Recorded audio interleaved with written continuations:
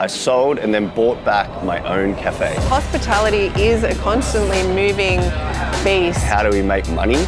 We were overwhelmed actually by how successful the cafe was. It was pretty stressful, but we were up for it. And it's so easy to get burnt out. Oh my God, what's that going to mean for us? Basically, the cafe started to encroach on our family life.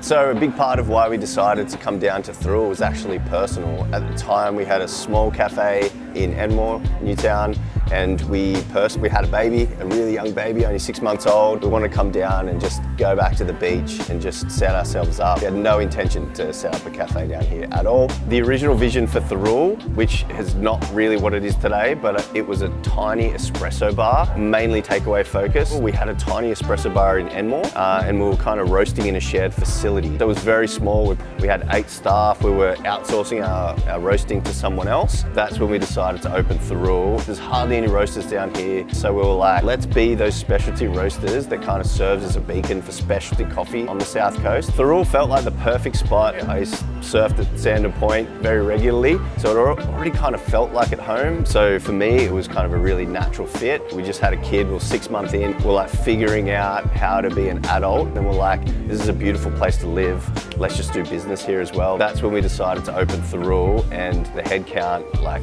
quadrupled overnight, and it got a bit crazy. There was one specific moment I remember. People were eating their avocado on toast.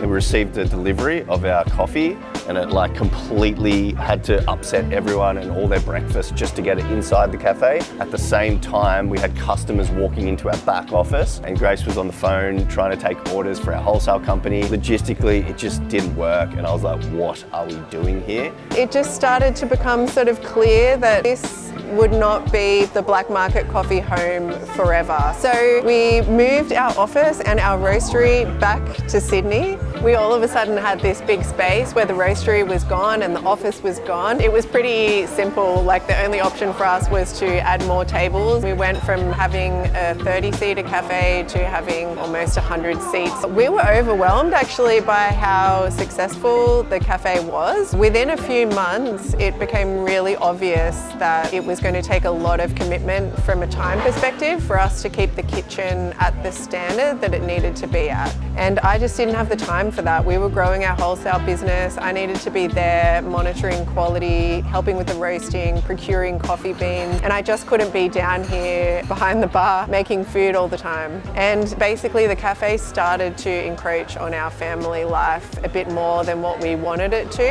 and I just couldn't fulfill all of these things. So it was clear that it was time to sell. And it was strategic because in Jonathan, the buyer of the cafe, we found someone who was going to elevate and continue to grow the brand, the black market brand. There was a part of us that thought it might be a really bad idea in the sense that the rule didn't work and it was a bad representation of our brand. We kind of put it on the line, and in that we trusted Jonathan so much, and so that was a pretty easy decision to make.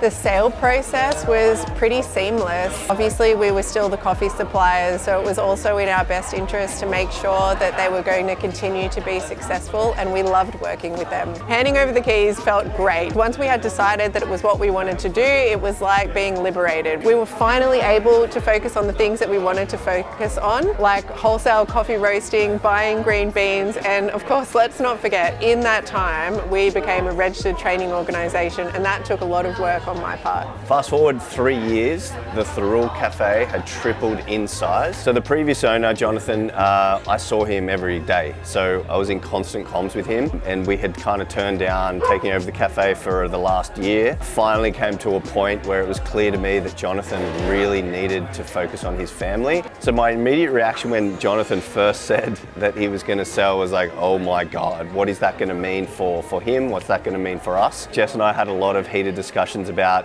going back into something that we had already exited. Jess is always looking for a new opportunity to sink her teeth into, so yeah, we decided to just go for it. Negotiating the sale for the second time round was a lot easier.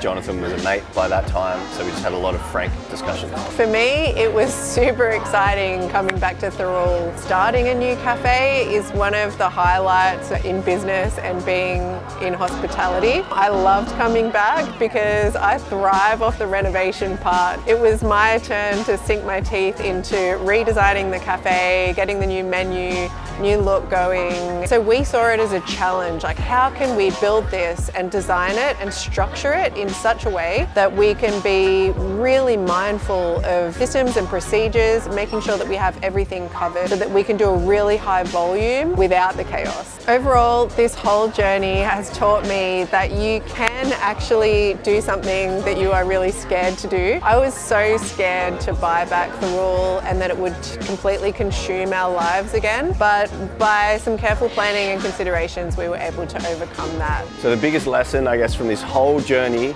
would be that customers will reward a business that is being authentic and good value. And so I think whatever we're doing, we're really trying to make sure that we serve our community wherever we are with really good value product and service, and just be really authentic about it. Make sure our lived experience lines up with it, I guess.